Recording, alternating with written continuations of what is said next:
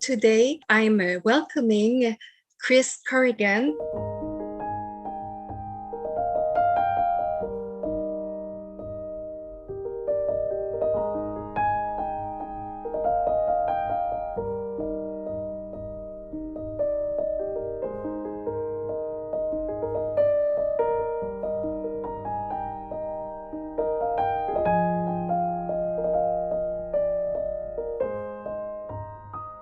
Chris works with organizations, communities, and teams to address strategic challenges. He's a consultant, facilitator based in British Columbia, Canada, and he's the co-founder of Harvest Moon Consultants. Welcome, Chris. Thank you, Anik. Nice to be with you. You are also the writer of a beautiful book called The Tao of Holding Space. And we'll talk a little bit in a couple of minutes about your book. But first, would you tell us a little bit about how you discovered open space and what is open space technology for you? Yeah, okay. Well, I discovered open space by being hosted in one back in 1995. I was working as a facilitator. At that point, I had just finished working for about 5 years with a national Indigenous organization called the National Association of Friendship Centers. And I had been working in Ottawa and then working on the west coast of Canada in British Columbia with that organization. And a lot of my work was around policy. So it was about bringing groups of people together and creating policy responses for urban Indigenous populations. In 1995, in Whistler, British Columbia, the conference on the International Association for Public Participation was being held. It was called IAP2 at that time, and it was being co-sponsored by BC Hydro. And BC Hydro had a guy on staff, Chris Carter, I think was his name, and he had been using open space technology as a organizational development tool for a few years within BC Hydro.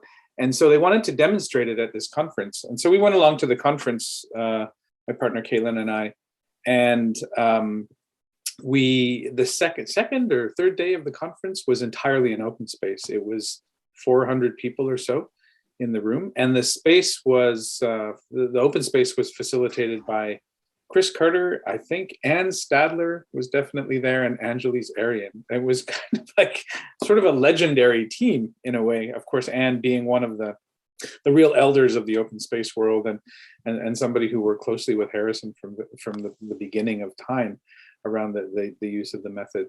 And Angeles Arian being somebody who was influential in understanding some of the frameworks by which we make sense of what happens in open space with her fourfold way, I think she called it, the fourfold way. So when I participated in the conference, and I remember convening a session on storytelling because I was working especially with stories in the work I was doing, I just felt like I had arrived at a place where this made so much sense with the facilitation that I was doing, giving agency to humans, allowing for self-organization to take place, allowing for a rich experience to be co-created. It just felt like home. And I think many of us who come to open space through meetings for the first time, through those kinds of experiences, very much feel like we've arrived at home. So that was my first exposure to open space. And for me, it, what it means as a meeting method, it scales in every way. So it means that as human beings, when we get out of our own way, we can self-organize around the issues that we care about. We can take responsibility for the solutions that we need to generate and can put into play. And that communities and organizations and communities within organizations contain leadership all over the place, that when we're struck with a complex challenge and we're struck not knowing what to do, not knowing where to go, that if we just open some space up, we can find the answers we're looking for. We can find pathways forward. We can find things to try. We can find new ideas that previously we didn't have access to. So it became the basis of my work, I would say, from 1995. I mean, I just fell right into it, fell into the community, but then also connected with many other people who were working with self-organizing methodologies and got involved, over the subsequent, now what are we, 25 years, I guess, almost 30 years, of watching the way in which tools around working with complexity and self-organization are being used in systems and organizations to address issues of self-organization and complexity. And I feel privileged to have lived through this period where we've gone from systems models that are mechanistic in nature and kind of like based on Newtonian principles of understanding everything before fully acting, to a place where we're now actually quite fluent in the tools and the language of complex systems and complex human systems. And Harrison, and people like Ann Statler and others were right on, they just knew that right at the very beginning. And so, I feel lucky to have attached my cart to that horse for the last 30 years. And I really love your book. It's very inspiring. We can order it on your website. Yep. We'll tell about the address of your website, and we'll write it just under the video. But on page 47, this page is about, it's all in the room, and it really goes back to just what you just said. And you've written, when you open the space, acknowledge that everything we might become is here in the room. All the potential for change, the capacity to do it well, the future that wants to be born, it's all in the room. And I find this is such, this tells a lot about open space technology. Could you tell us a little bit about the story of this book? How did you come to write it and publish it? Well, it is a funny story. Because actually that little chapter in the book was, it's sort of the mirror image of that little chapter, actually. So the story was that in 2001 or 2002, I think I started writing that book. And the origin, it happened that I was working at that time for an organization called the British Columbia Assembly of First Nations, which is a political organization representing many First Nations in British Columbia. And the person I was working for was a hereditary chief called Satsan, and he was the vice chief. And we had been setting up conferences and gatherings all around British Columbia to look at the implementation of Aboriginal rights and title, to do some good governance work and so on. And we've been using open space as a way of creating and convening community conversations in these places. So we would do a day of legal stuff so that people in the community knew what the emerging court cases were saying about rights and title. And then we would do a day of community organizing, and we would use open space for that. One of the communities in which I was working, in which we did this, was a community called Chiam, which is a community in the Fraser Valley along the Fraser River in British Columbia. And I went back subsequently. They enjoyed open space when we used it for the conference, and they invited me to come back and do some work around specific community issues. We're having a number of different issues in the community at the time. And so I went back and convened a session at one point on youth in the community, and we had a bunch of young people coming. So we had this kind of got into a practice where I had been out there 2 or 3 times. And I think the second time I went out there, I was called, I can't even remember what the subject of the meeting was, but I was called to come out and host an open space, and they were expecting about 30 or 40 people, which is what we'd had at the previous couple of meetings. And I got to the community, and I started setting up in the small community hall. We had a circle of chairs, and I put my posters up on the wall, and I created the marketplace and so on. And then I just waited. I waited for people to come. Now, in Indigenous communities, nothing ever begins, right at 9 o'clock. So I was totally prepared for that. And I have built into my agenda lots of time for us to gather and to get grounded and stuff. So I wasn't at all worried about the timing. But as 9 o'clock arrived, nobody had entered the room yet.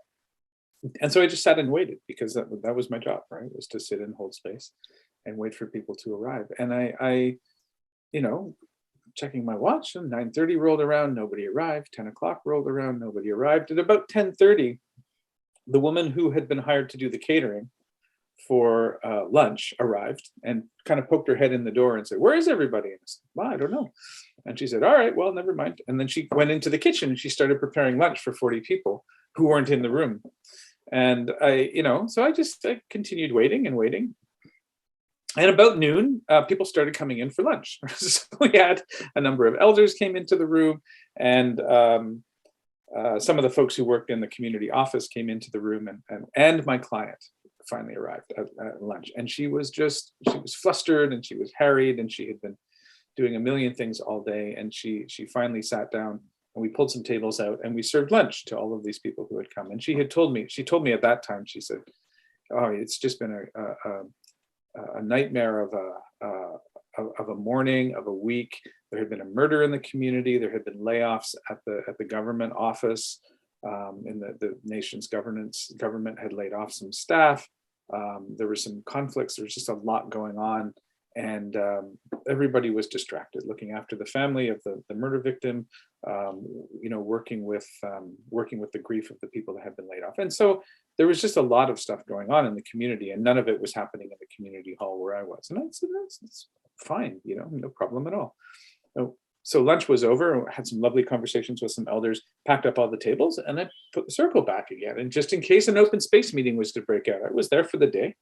And so I stayed there for the whole day. Now, and I have to say, like at 5 o'clock, I packed up the room and left. Although she came and got me around 3:30, I remember saying, "Could you just come over to the nation's government office? We're having a tricky conversation around something, and I could just use some facilitation." And so I went into that space and I just sat with them and listened to them talk it out, and they figured it out. And then I went back to the community hall. I mean, it was just that kind of day where I found myself purely holding space for the community. Like it's the open space that nobody came to, but that was happening all around me. And so I became quite conscious of that and adopted a kind of stance as the time ticked by early in the morning to just pay attention to what was happening, because it wasn't nothing. I was in the middle of a community. There was stuff going on. And my job was to hold space for this. And so I had at the time a little book, a copy of the Tao Te Ching, the Chinese classic. It's 81 little chapters, and they're just beautiful little nuggets of Taoist wisdom written by Lao Tzu back in maybe 5,000 years ago. I mean, it's in myth time. And these teachings have kind of come down to us. And so I pulled this book out and I was reading that, and it was just helping me ground my practice. And the more I read it, the more I just got excited about how much it was about holding space. It was like the perfect user manual to running an open space meeting. And at that time, I kind of read through the whole book, because you can do that in, an hour. And then I just started writing, my own little meditations on each of the chapters. And I started there in 2002, and I probably finished the book in 2006 or 2007, and published it and gave it away to friends. And it was on my website, still on my website. It's at the Internet Archive. You can download it. And it just was this kind of little distilled nuggets of wisdom. And then about 10 years after that, a friend of mine said, "Hey, this is a really beautiful book." He was working at a design and architecture firm. He said, "I'd love to lay this out for you. I'd love to design this and to publish it for you." And so he did. He got a designer, and if you hold that book up, you can see that the cover has there's this line that goes all the way through. Yeah. Yes, and I did not see it at first when I first looked at it, but you told me that each line is different. Yeah, each line was hand painted, and I actually have the originals that I think the last time we spoke, I said I should actually put them up as a gallery, because they're really beautiful, as well as the circle art on the cover as well by the same. Yeah, and why is that? Why are the lines all different? Well, I think it's like this is the thread that goes through the entire practice, and it sort of represents the fact that every time you show up a little bit differently, although you're doing the same thing. It's to me an acknowledgement and a recognition of the dynamic nature of the practice of holding space, which is a very ineffable practice. We talk about what is holding space, and so this was the only way I knew how to write about it. So when you get this book, you get 2 books in one, because there's an open source translation of the Tao Te Ching, a very good translation, I have to say, that somebody did in the 90s and released to the public domain. And then my responses to that on the other side. So there's like 2 books in one that kind of describes this ineffable practice that is linked by that thin line of what we are doing is holding space. And in that sense, that line is not just about how we run an open space meeting, but it is actually how we can show up in the world holding space as leaders, holding space as parents, holding space as community members. I think the teachings of that I've distilled in that book and taken from that book are applicable everywhere. That was the point of the Tao Te Ching originally being written by Lao Tzu back in the day. And it has application in multiple places. So although that is a focus on open space technology meetings, it is all, many facilitators who've never done an open space meeting buy that book and are excited by that particular set of guidance. Mm-hmm. And your story reminds us that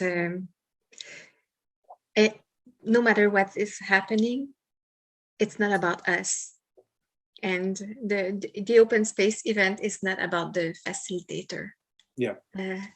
So I love this book. So if people want to order it, could you tell us where to go? Yes, well, you can go to my website, which is www.chriscorrigan.com, and you can just send me an email saying, "Hey, I want to order a copy of your book. Send me your address, and I'll make arrangements for a transfer of funds, and I'll put it in the mail to you." But also there are, on my website, there's a ton of resources around open space that I've gathered over the years, and there's an open source copy. So if you don't want the actual book, but who wouldn't? It's beautiful. You can download a copy of it. Yeah, the Tao of Holding Space is available online at archive.org, at the Internet Archive. It's all public domain stuff. But that particular, I love the aesthetic of that particular book, and I love what my friend and his company how they were able to interpret it and offer it into the world. So it's almost like a really beautiful little piece of art. Yes, it is. I agree. I love it. So thank you so much, Chris Corrigan, for being with us today. And thank you for you watching this interview. And I hope we'll see you again soon. Thank you. Bye.